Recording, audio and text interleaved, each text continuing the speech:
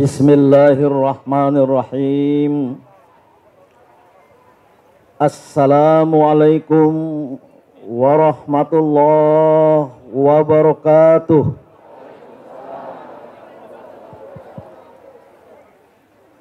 Selamat siang dan salam sejahtera bagi kita semua.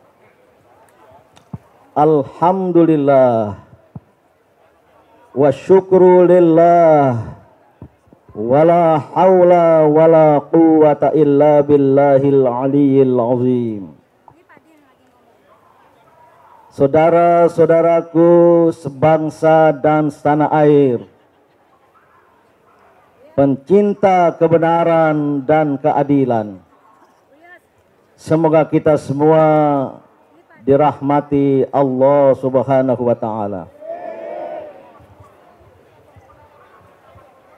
Saya hanya ingin sebagaimana pada pradeklarasi kami 2 Agustus 2020 yang lalu, menukilkan pandangan agama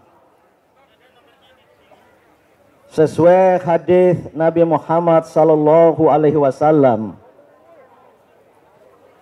dan saya yakin juga ada dalam kitab suci agama lain. Yang pertama,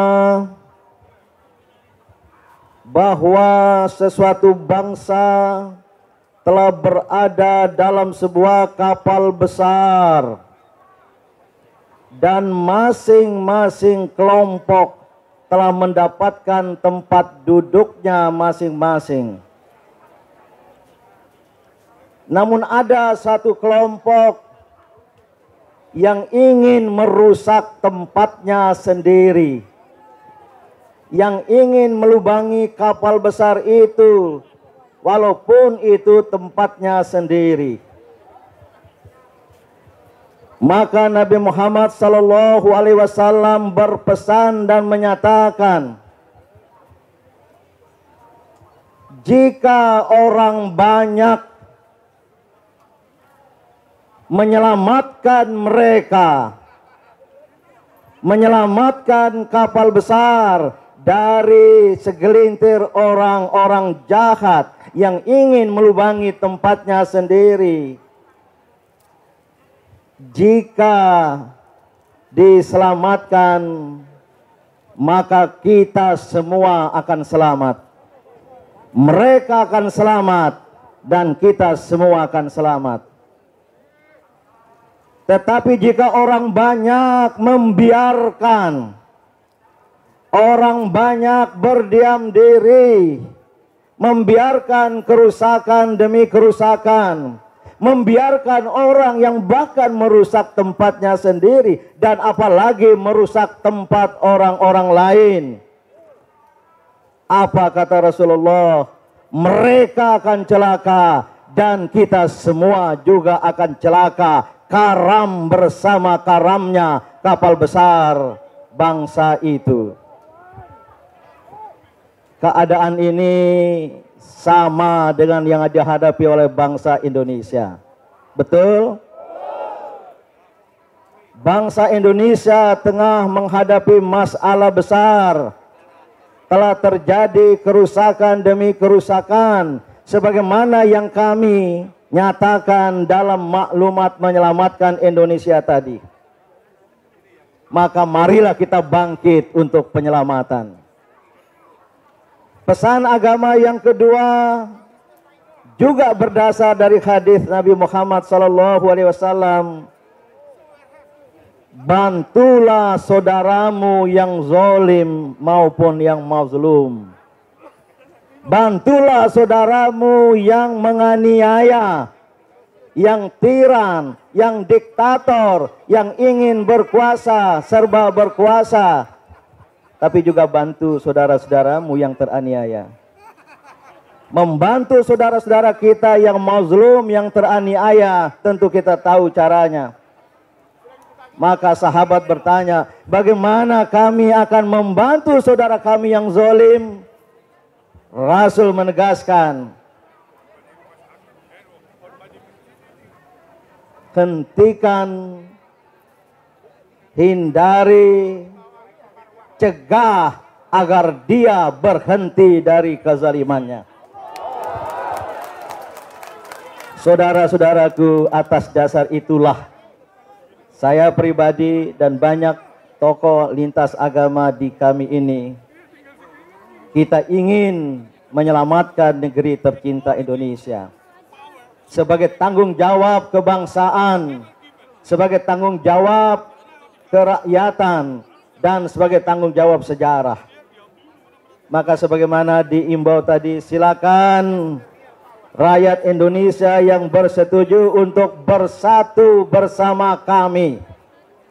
Alhamdulillah sudah terbentuk kami di berbagai daerah, bahkan di luar negeri, yang pada hari ini juga mereka melakukan deklarasi bersama, joint declaration, sayang tidak bisa ditayangkan, di Solo, di Surabaya, di Yogyakarta, di Medan, di Semarang, di Bandung, di Palembang, di Makassar, di Banjarmasin, dan bahkan di luar negeri, baik di Amerika Serikat, di Australia, Melbourne, di Qatar, di Swiss, dan beberapa negara lain lagi. Mereka telah menyatakan diri bergabung dengan koalisi aksi menyelamatkan Indonesia.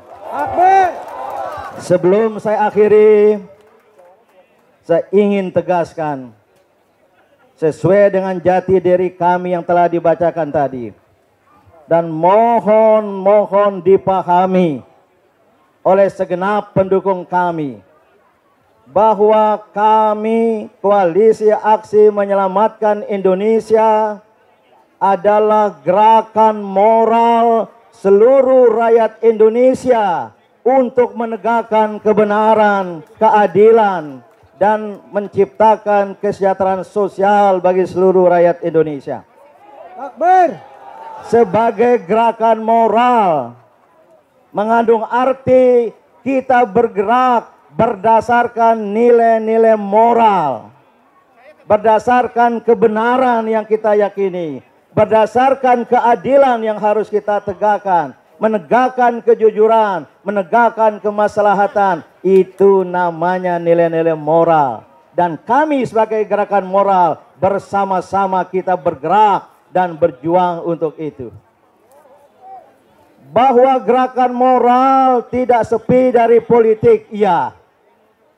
Kita juga berpolitik, tetapi politik moral. Tetapi politik berbasis nilai-nilai moral. Maka oleh karena itu, mari bergabung. Dan saudara-saudaraku semua, deklarasi pada hari yang sangat istimewa ini, 18 Agustus 2020, mengingatkan kita 75 tahun yang lalu ketika Undang-Undang Dasar 1945 disahkan, pembukaannya disepakati, di dalamnya terdapat Pancasila, maka kita berpendapat hari lahir Pancasila adalah 18 Agustus 1945. Saya ingin ingatkan, ini hanyalah deklarasi. Deklarasi bukan akhir. Deklarasi adalah awal.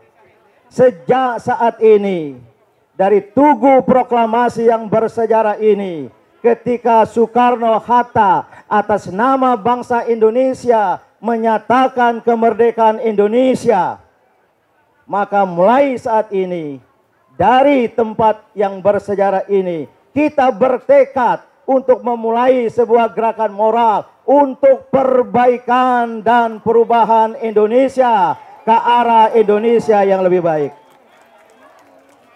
Tunggulah komando, pesan dari kami.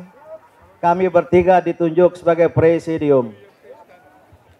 Jenderal Purnawirawan Gatot Nurmantio, Profesor Dr. Rahmat Wahab, Ketua Umum Komite Khitoh Nahdlatul Ulama 1926.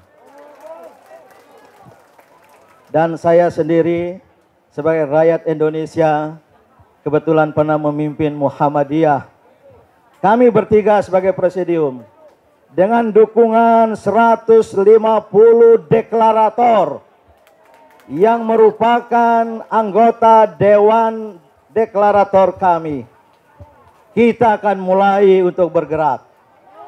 Maka terakhir sekali, saudara-saudaraku semua, sangat mungkin ada yang tidak suka dengan kita. Sangat mungkin bahkan sudah ada gejala dan gelagatnya ingin menghalangi kita.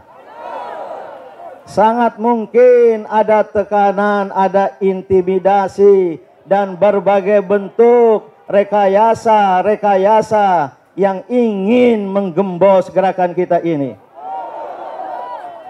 Namun dengan semangat dan tekad perjuangan semata-mata untuk bangsa dan negara, untuk umat manusia, dan sebagai muslim semata-mata lillahi rabbil alamin, dan pemeluk agama lain dengan keyakinannya masing-masing, kita tidak akan berhenti.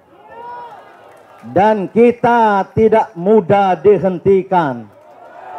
Dan kita tidak boleh berhenti. We are at the point of no return. Kita berada pada titik yang tidak ada kembali. Kita maju terus. Maka saya mohon betul, khusus hari-hari ini mungkin saja ada yang ingin mengacau, ada yang ingin menghasut. Maka jangan terhasut, jangan terprovokasi, jangan satu kerikil kecil pun terlemparkan, jangan satu ucapan kebencian, ujaran kebencian apapun terlontarkan.